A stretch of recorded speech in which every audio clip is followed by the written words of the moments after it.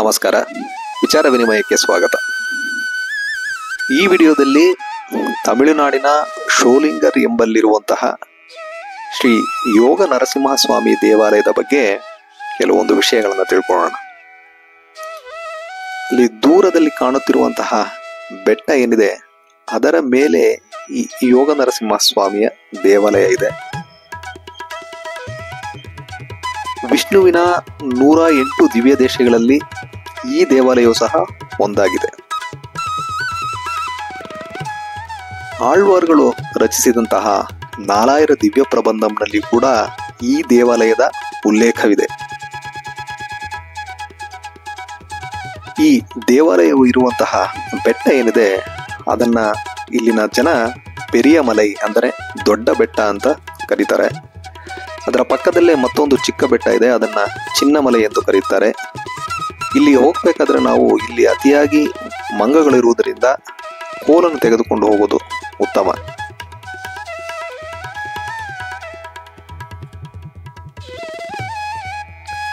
ಈಗ ನಾವು ನೋಡುತ್ತಿರುವುದು ಈ ದೇವಾಲಯದ ಪ್ರವೇಶ ದ್ವಾರ. ಇಲ್ಲಿ ಜನ ಕರ್ಪೂರವನ್ನ ಹಚ್ಚಿ ಈ ಒಂದು ದೇವಾಲಯದ ಯಾತ್ರೆ ಏನಿದೆ ಅದನ್ನ ಮುಂದುವರಿಸುವುದು ಇಲ್ಲಿನ ವಾಡಿಕೆಯಾಗಿದೆ. ಈ ದೇವಾಲಯ ಬೆಂಗಳೂರಿನಿಂದ ಸುಮಾರು 231 ಕಿಲೋಮೀಟರ್ ಹಾಗೂ ಚೆನ್ನೈನಿಂದ ಸುಮಾರು 118 ಕಿಲೋಮೀಟರ್ ಅಂತರದಲ್ಲಿದೆ. ನೀವು ಬೆಂಗಳೂರಿನಿಂದ ಚೆನ್ನೈಗೆ ಹೋಗುವ ರೈಲಿನಲ್ಲಿ ಶೋಲಿಂಗರ್ ಎಂಬ ನಿಲ್ದಾಣದಲ್ಲಿ ಇಳಿದುಕೊಂಡ್ರೆ ಅಲ್ಲಿಂದ ಅರ್ಧ ಗಂಟೆಯಲ್ಲಿ ಈ ದೇವಾಲಯವನ್ನ ತಲುಪಬಹುದು.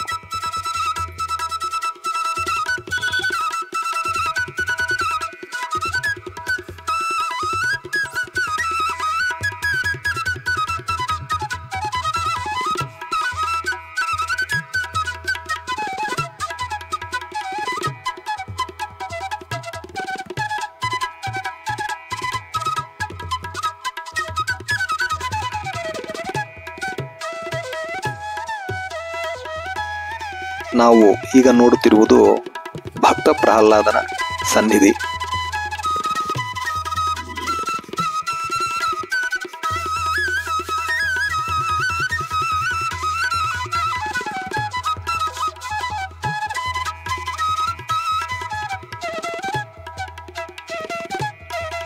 ಯೋಗ ನರಸಿಂಹಸ್ವಾಮಿ ದೇವಾಲಯವಿರುವ ಈ ಪೆರಿಯಮಲೈ ಬೆಟ್ಟ ಏನಿದೆ ಅದು 750 ಅಡಿ ಎತ್ತರವಾಗಿದೆ.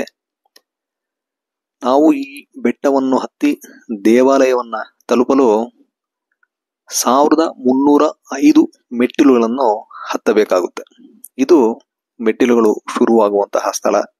ಇಲ್ಲಿಂದ ನಾವು ಈ ಬೆಟ್ಟವನ್ನ ಹತ್ತಬೇಕಾಗುತ್ತೆ. ಕೆಲವರಿಗೆ ಈ ಬೆಟ್ಟವನ್ನು ಹತ್ತಲು ಕಷ್ಟವಾಗಬಹುದು.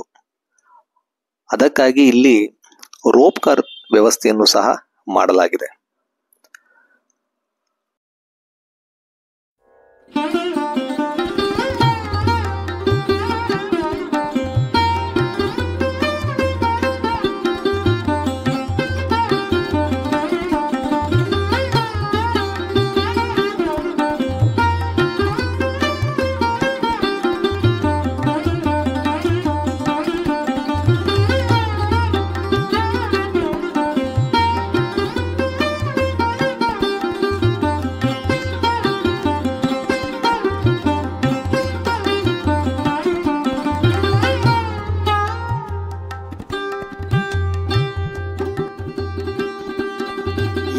ಯೋಗ ನರಸಿಂಹ ದೇವಾಲಯ ಏನಿದೆ ಇದು ತುಂಬಾ ಪ್ರಾಚೀನವಾದಂತಹ ಒಂದು ದೇವಾಲಯ.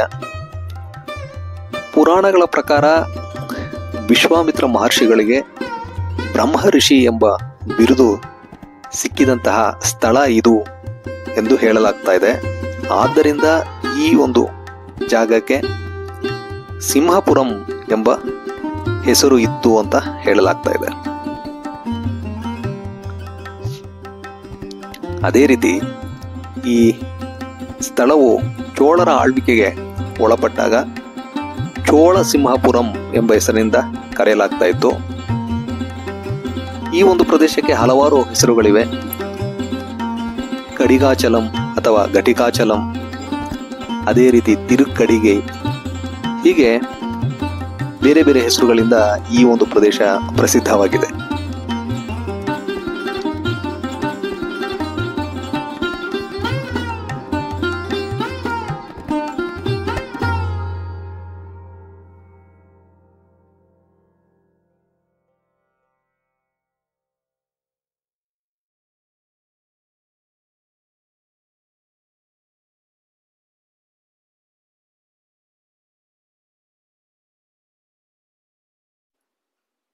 ಈ ಶೋಲಿಂಗರ್ ಎಂಬ ಊರು ತಮಿಳುನಾಡಿನ ರಾಣಿಪೇಟೆ ಜಿಲ್ಲೆಯಲ್ಲಿದೆ. ಈ ರಾಣಿಪೇಟೆ ಜಿಲ್ಲೆಯನ್ನು ಇತ್ತೀಚೆಗೆ ಹೊಸದಾಗಿ ನಿರ್ಮಾಣ ಮಾಡಲಾಯಿತು. ಮೊದಲು ಇದು ವೆಲ್ಲೂರು ಜಿಲ್ಲೆಯಾಗಿತ್ತು.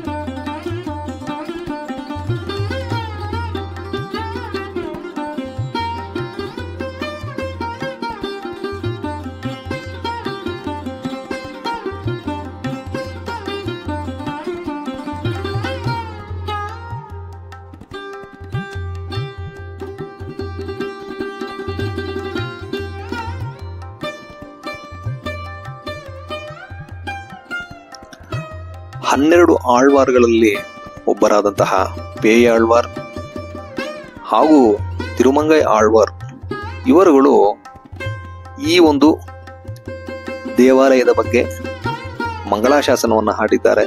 ಅದನ್ನು ನಾವು ನಾಲಾಯಿರ ದಿವ್ಯ ಪ್ರಬಂಧಂನಲ್ಲಿ ನೋಡಬಹುದು.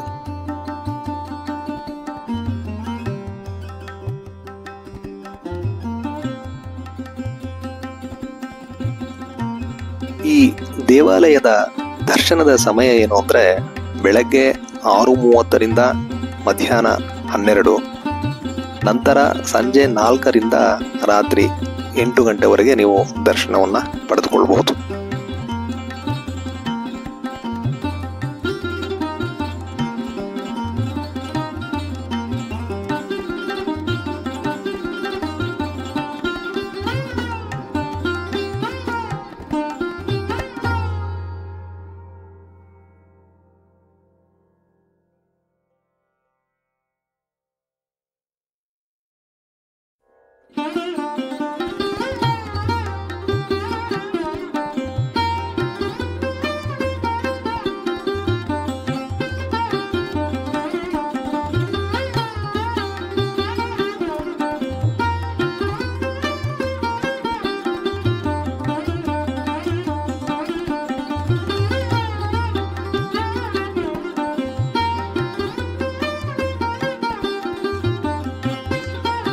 ಶ್ರೀ ರಾಮಾನುಜಾಚಾರ್ಯರು ವಿಶಿಷ್ಟಾದ್ವೈತ ಸಿದ್ಧಾಂತವನ್ನ ಪ್ರಚಾರ ಮಾಡುವುದಕ್ಕೋಸ್ಕರ 74 ಪೀಠಗಳನ್ನು ಅವರು ನಿರ್ಮಿಸಿದರು.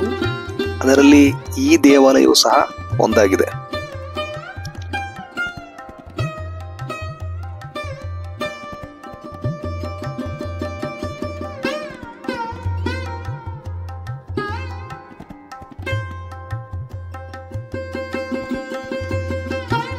ಇಲ್ಲಿ ನಾವು ಶ್ರೀ ದೊಡ್ಡಾಚಾರ್ಯ ಅವರನ್ನು ಸಹ ನೆನಪಿಸಿಕೊಳ್ಳಬೇಕಾಗುತ್ತೆ. ಯಾಕಂದ್ರೆ ವಿಶಿಷ್ಟಾದ್ವೈತ ಸಿದ್ಧಾಂತವನ್ನ ಪ್ರಚುರಪಡಿಸುವುದರಲ್ಲಿ ಹಾಗೂ ಆಳ್ವಾರುಗಳು ಮಂಗಳಾಶಾಸನ ಮಾಡಿದಂತಹ ದೇವಾಲಯಗಳೇನಿದೆ ಅವುಗಳ ನಿರ್ವಹಣೆಯ ಕಾರ್ಯದಲ್ಲಿ ದೊಡ್ಡಾಚಾರ್ಯ ಅವರ ಕೊಡುಗೆ ಏನಿದೆ ಅದು ಅಪಾರವಾದದ್ದು. ಈ ಒಂದು ದೇವಾಲಯ ಏನಿದೆ ಇಲ್ಲಿ ದೊಡ್ಡಾಚಾರ್ಯರ ವಂಶಸ್ಥರೇ ಈಗಲೂ ಸಹ ಈ ಪೂಜೆ ಹಾಗೂ ಇತರ ವಿಷಯಗಳ ಬಗ್ಗೆ ತಮ್ಮನ್ನು ತಾವು ತೊಡಗಿಸಿಕೊಂಡಿದ್ದಾರೆ ಅಂತ ಹೇಳಲಾಗ್ತಾ ಇದೆ.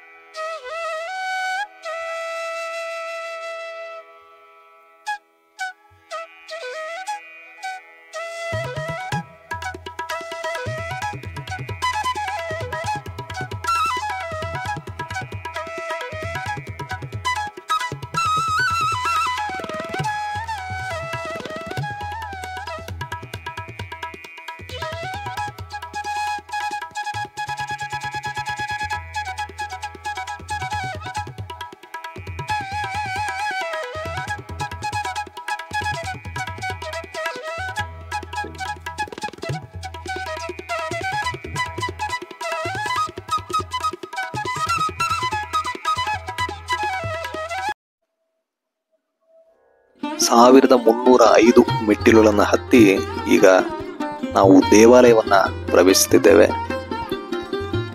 ಈ ರಾಜಗೋಪುರ ಏನಿದೆ ಇದು 5 ಅಂತಸ್ತಿನ ರಾಜಗೋಪುರ. ಈ ದೇವಾಲಯದ ವಿಮಾನ ಏನಿದೆ ಅದನ್ನ ಹೇಮಕೋಟಿ ವಿಮಾನಂ ಅಂತ ಕರೆಯುತ್ತಿದ್ದಾರೆ.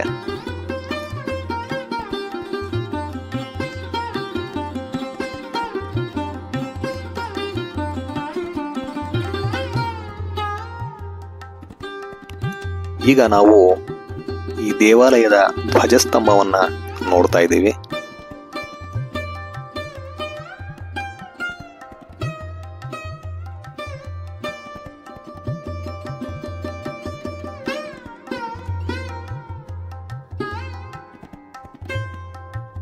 ನಾವು ಮೊದಲು ನೋಡುವ ಸನ್ನಿಧಿ ತಾಯಿ ಲಕ್ಷ್ಮಿಯ, ಅಮೃತವಳ್ಳಿ ತಾಯಾರೆಂದು ಕರೆಯಲ್ಪಡುವಂತಹ ಲಕ್ಷ್ಮಿಯ ಸನ್ನಿಧಿಯನ್ನ.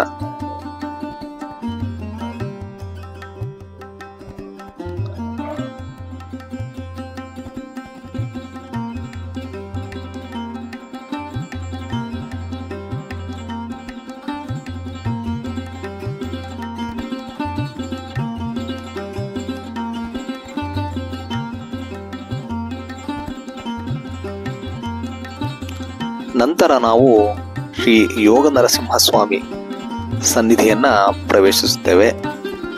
ಇಲ್ಲಿನ ನರಸಿಂಹಸ್ವಾಮಿಯ ವೈಶಿಷ್ಟ್ಯತೆ ಏನು ಅಂದ್ರೆ ಯೋಗದ ಭಂಗಿಯಲ್ಲಿ ಇರುವುದೇ ಇದರ ವಿಶೇಷತೆ.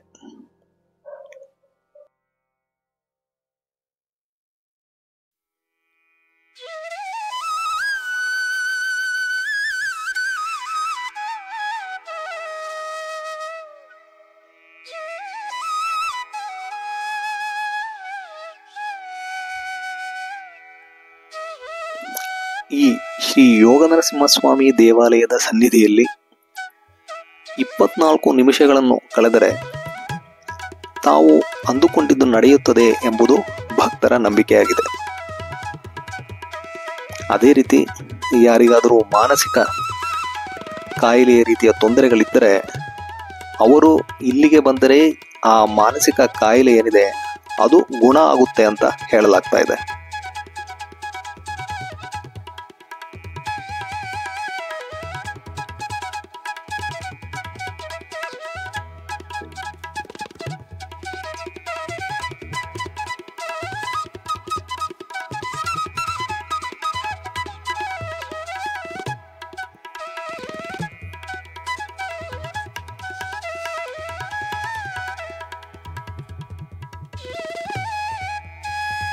ನಾನು ಮೊದಲೇ ಹೇಳಿದ ಹಾಗೆ ಇಲ್ಲಿ ರೋಪ್ ಕಾರ್ನ ವ್ಯವಸ್ಥೆಯನ್ನು ಸಹ ಮಾಡಲಾಗಿದೆ.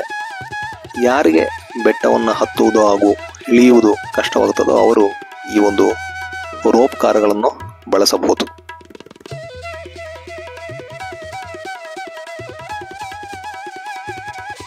ನಿಮಗೆ ಯಾವಾಗಾದರೂ ಸಮಯ ಸಿಕ್ಕಿದರೆ ಈ ದೇವಾಲಯಕ್ಕೆ ಭೇಟಿ ನೀಡಿ. ನಮ್ಮ ಮುಂದಿನ ವಿಡಿಯೋಗಳಲ್ಲಿ ನಾವು ಇನ್ನೂ ಹಲವಾರು ವಿಷಯಗಳ ಬಗ್ಗೆ ಮಾತಾಡೋಣ. ಅಲ್ಲಿಯವರೆಗೂ ನಮಸ್ಕಾರ.